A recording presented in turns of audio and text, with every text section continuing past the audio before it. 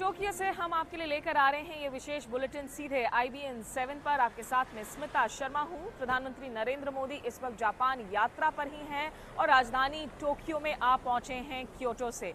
वैसे कुछ दिनों पहले जब वो नेपाल में गए थे, काठमांडू में जिस तरीके से पूरे सड़क भर में उनके लिए पोस्टर्स बैनर्स लगाए गए थे, वैसा नज़ारा तो जाहिर सी बात है जापान में नहीं है। लेकिन हाँ, जहाँ जहाँ वो जा रहे हैं वहाँ सरकार से लेकर आम लोगों में सरगर्मियाँ निश्चित रूप से बढ़ती हुई नजर आ रही हैं। और खास करके आज सुबह जब क्योटो के ऐतिहासिक मंदिरों का वो दर्शन कर रहे थे तो खास भारतीयों की भीड़ भी नजर आ रही थी, जो यहाँ रहने वाले हैं, यहाँ गुजर बसर करने वाले हैं या फिर यहाँ काम करते हैं, यहाँ घूमने आते हैं।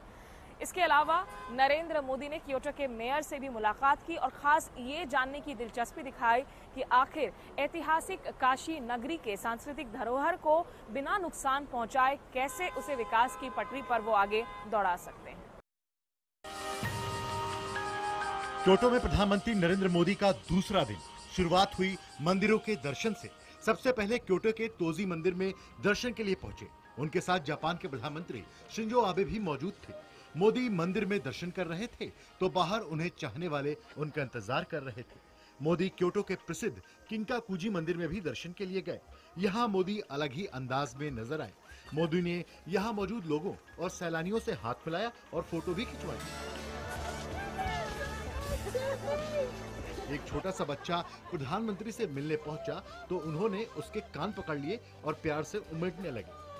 पीएम के साथ ये छोटा बच्चा भी पूरी मस्ती के मूड में नजर आ रहा था। इसी तरह किंकाकुजी मंदिर के पुजारी के साथ भी मोदी हंसी करते दिखे। पीएम ने पुजारी से कहा कि मैं मोदी हूं और आप मोरी हैं, और इसी के साथ पुजारी मोरी और पीएम मोदी हंस पड़े।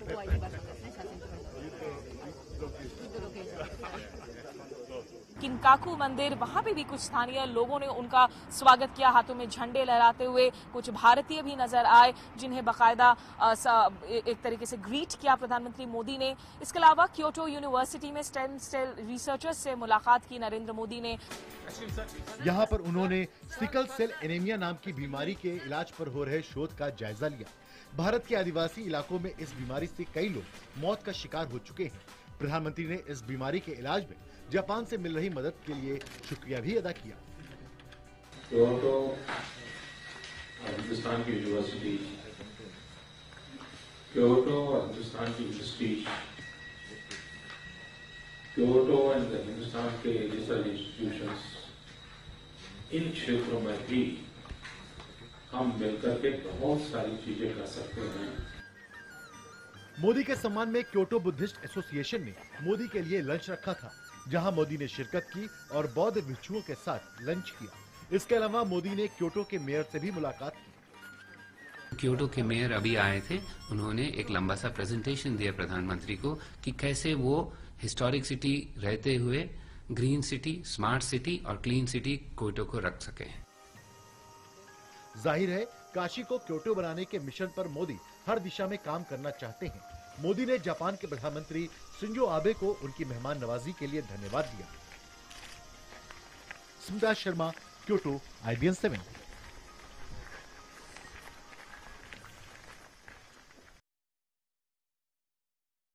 क्योटो में यूनेस्को के कई सारे वर्ल्ड हेरिटेज साइट्स हैं और जिस वक्त नरेंद्र मोदी इन मंदिरों का दर्शन कर रहे थे, जापान के प्रधानमंत्री शिंजो आबे के साथ मिलकर शायद इनके रखरखाव को लेकर तमाम नोट्स भी एक्सचेंज कर रहे थे, उस वक्त मैं उन उत्साहित लोगों से मुखातिब हो रही थी जो नरेंद्र मोदी से मुलाकात करने के लिए आए थे। इनमें तमाम भारतीय शामिल हैं जो जापान के अलग अलग शहरों से आए हुए थे।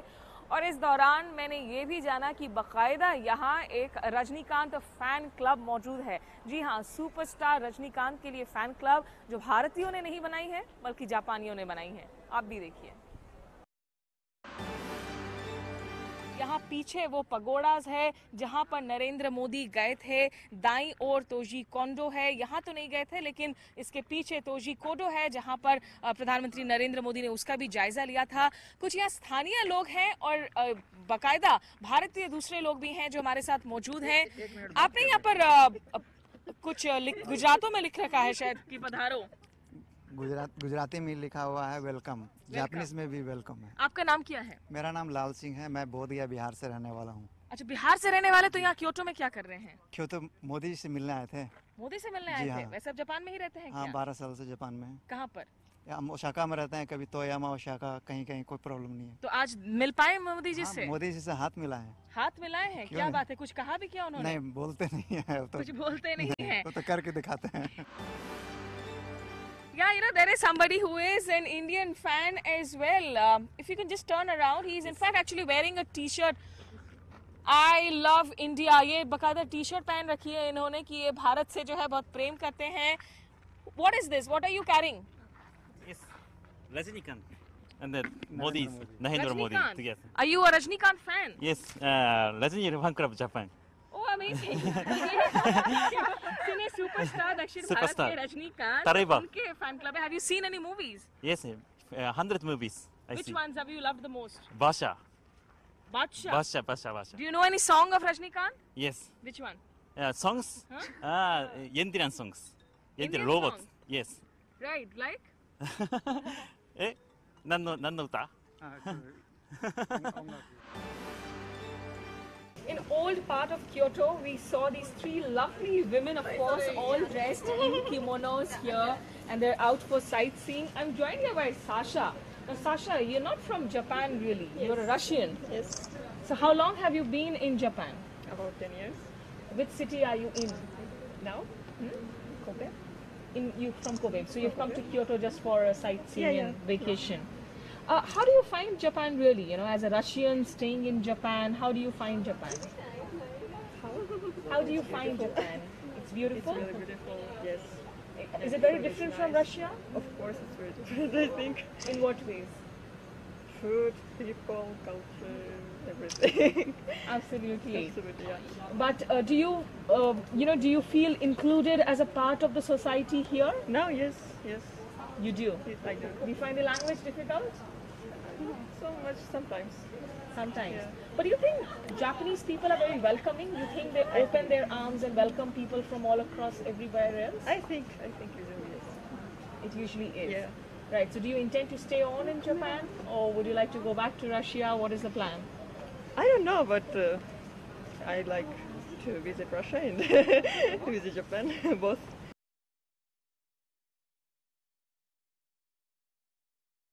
तो अपनी यात्रा की शुरुआत नरेंद्र मोदी ने क्योटो से की थी। वैसे क्योटो जापान के सबसे पुराने शहरों में शुमार है। इसकी मिसाल दी जाती है सांस्कृतिक धरोहर को संजोए रखने के मामलों में। वैसे आखिर कैसे मुमकिन हो पाया है क्योटो के लिए ये सब कुछ, कैसे संजोए रखा है इसने अपने तमाम सांस्कृतिक धरोहर को और अपनी पहचान को तस से मस नहीं होने दिया। बदलते वक्त के बावजूद हल्की खुली सोच को जरूर अपनाया। देखिए ये खास रिपोर्ट।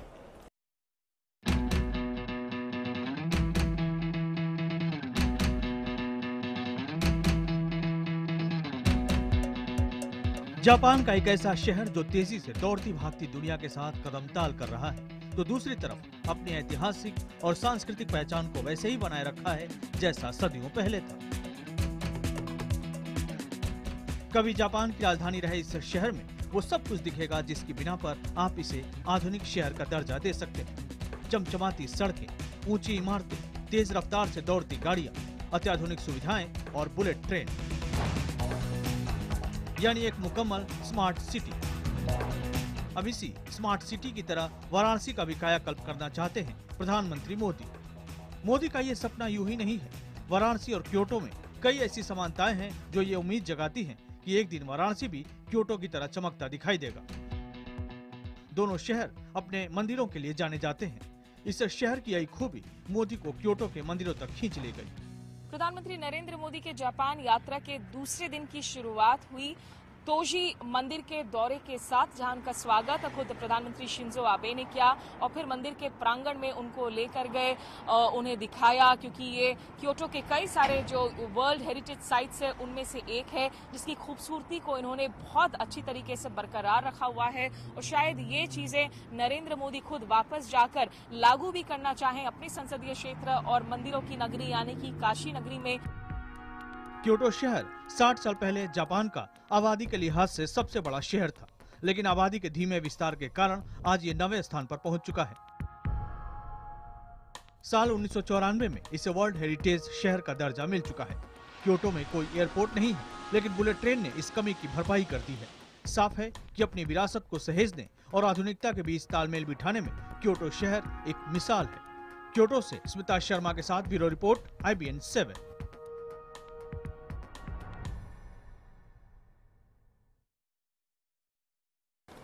भारत और जापान की सभ्यताएं सदियों पुरानी हैं और इनके आपसी संबंध भी पुराने हैं, लेकिन इन रिश्तों को और मजबूती देने के लिए पिछले कुछ सालों से लगातार सरकारी, गैर सरकारी संगठन और आम नागरिक भी कार्यरत हैं।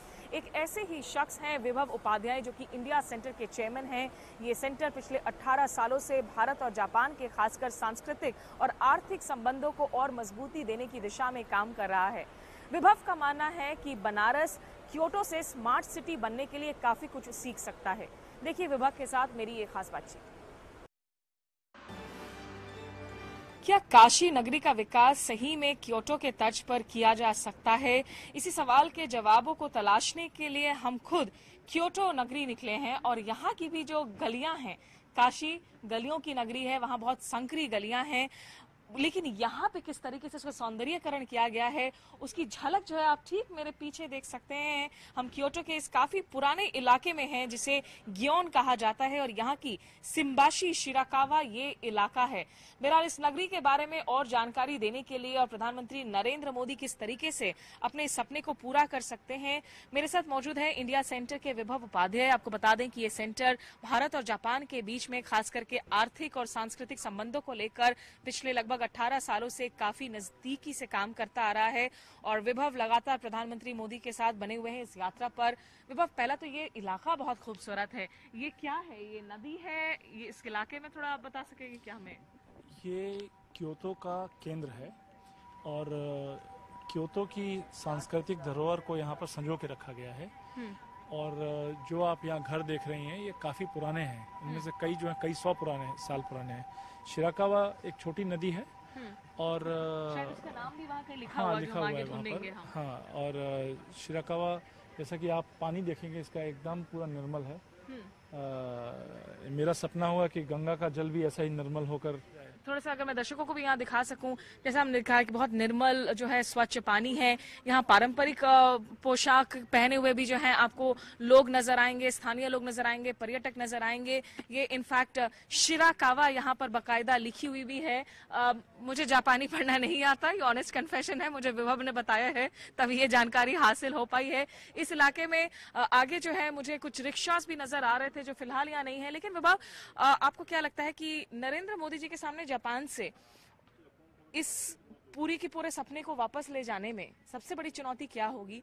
और कहीं ना कहीं प्लान्स को इम्प्लीमेंट बाबू भी करते हैं, दोनों ओर की ब्यूरोक्रेसीज में कुछ समानताएं नजर आती हैं आपको? देखिए, मुझे लगता है कि अब हम इन सब चीजों से परे हैं। हाँ, इस देश को, मेरा मानना ये डिवाइन डिजाइन है कि इस देश को एक ऐसा नेतृत्व मिला है नरेंद्र मोदी के नाम पर जो विकास को जरूरत नहीं समझता, विकास को अधिकार समझता है, और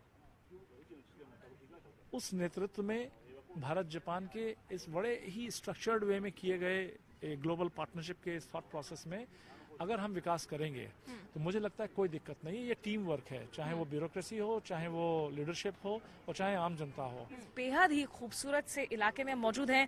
आपको दिखाऊं यहाँ पर ये जो हर तरफ हमें या तो कॉबल्ड पेववेज नजर आते हैं, बोल्डर्स वाले पेववेज नजर आते हैं, जिसकी वजह से धूल मिट्टी यहाँ पर नहीं दिखती। इस पूरे इलाके में जिस तरह के पेड़ों की जो एक छाया बनी हुई है, एक हरियाली नजर आती है, तो बेहद ही खूबसूरत साफ सुथरा इलाका है। और जैसे विभव कह रहे हैं कि एक जो ऑप्शंस हैं भारत के सामने, आज एस्पिरेशंस बहुत ज्यादा है, संसाधन कम है, उन्हीं सीमित संसाधनों के अंदर जो है इन एस्पिरेशंस को कैसे पूरा करें, ये प्रधानमंत्री के लिए सबसे बड़ी चुनौती है। क्योटो में विजय अमित पाल गिल के साथ स्मिता शर्मा, IBN 7। तो नरेंद्र मोदी की जापान यात्रा से जुड़ी हुई हर पल की खबर हम आप तक पहुंचा रहे हैं। ये बुलेटिन आप देख रहे हैं सीधे टोक्यो से। और भी कुछ खास बातें हैं यहाँ आगे। हम लौटेंगे एक छोटे से ब्रेक के बाद। आप बने रहिए IBN 7 के साथ।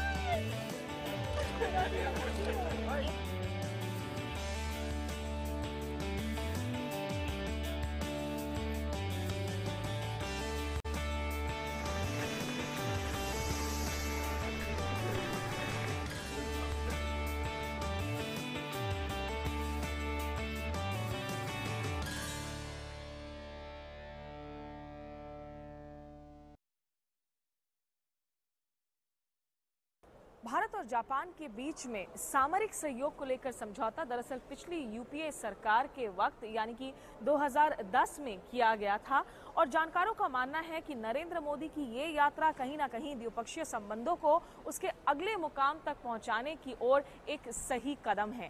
ऐसे में इस यात्रा से हम क्या कुछ उम्मीदें कर सकते हैं, ये जानने के लिए मैंने बातचीत की द हिंदू के रेजिडेंट एडिटर अमित बरुआ से। द हिंदू अखबार के दिल्ली में रेजिडेंट एडिटर अमित बरुआ हमारे साथ मौजूद है। अमित, सबसे पहले तो हम इस खूबसूरत क्योटो शहर में हैं और क्योटो से काशी कनेक्शन की बातें की जा रही हैं। बातें तो बहुत अच्छी हैं, कितना मुमकिन नज़र आता है, क्या प्लान नज़र आता है इस वक्त, वो फ्रेमवर्क क्या नज़र आ रहा है? जी स्मिता, ये सब बातें आपने जैसे कहा एक रिजॉल्व की बात है, लेकिन कोशिश ये मुझे लगता है कि मोदी जी कर रहे हैं कि ये जो लिंकेजेस का दौर है इसकी एक शुरुआत की जाए, एक आरंभ किया जाए, एक मिसाल पेश की जाए कि अगर वो विदेश यात्रा पे अपनी आए हैं तो जो उनकी डोमेस्टिक प्रायोरिटीज़ हैं उनके ऊपर भी फोकस रखें। तो मुझे लगता है यही मकसद है उनका 2 दिन यहाँ रहने का। और क्योटो आपको मालूम है कि 1100 साल पुराना शहर है, इसकी अपनी कुछ प्रसिद्ध बिल्डिंग्स हैं, मंदिर हैं, कई चीज़ें हैं। तो ये सब चीज़ों को वो अगर शोकेस करना चाहते हैं और भारतीयों को मिसाल देना चाहते हैं कि इस तरह के भी हमारे शहर हो सकते हैं, तो मुझे लगता है इसमें अच्छी बात है, कोई बुरी बात नहीं है। मंदिरों के रखरखाव को लेकर, सिर्फ मंदिर ही नहीं, हमारे हेरिटेज साइट्स को भी हम जैसे मेंटेन करते हैं इंडिया में, वो काफ़ी डिस्मल रिकॉर्ड्स नज़र आते हैं। तो आपको लगता है कि इन चीज़ों को लेकर भी जो है खास करके इन्हें तवज्जो दी जा सकती है आगे? जी बिल्कुल, तवज्जो देनी चाहिए। और हमारे देश में अब रिसोर्सेज काफ़ी हैं, तो इन रिसोर्सेज का किस तरह से हम इस्तेमाल कर रहे हैं हमारे नए शहरीकरण के लिए। आपको मालूम है कि रूरल अर्बन माइग्रेशन भारत में बहुत बढ़ता जा रहा है। तो अगर हम अपने शहरों की तरफ तवज्जो नहीं देंगे तो जो डिज़ास्टर अभी तक हुआ है उससे कहीं अधिक प्रोपोर्शंस का हमको नज़र आएगा। तो मुझे लगता है कि अगर विदेश यात्रा में डोमेस्टिक प्रायोरिटीज़ अगर हम जोड़ते हैं तो मुझे लगता है कि लोगों को ये एक संकेत देगा, एक सिग्नल देगा कि भारत के जो नए प्रधानमंत्री हैं वो तमाम चीज़ों पर फोकस अपना रखना चाहते हैं।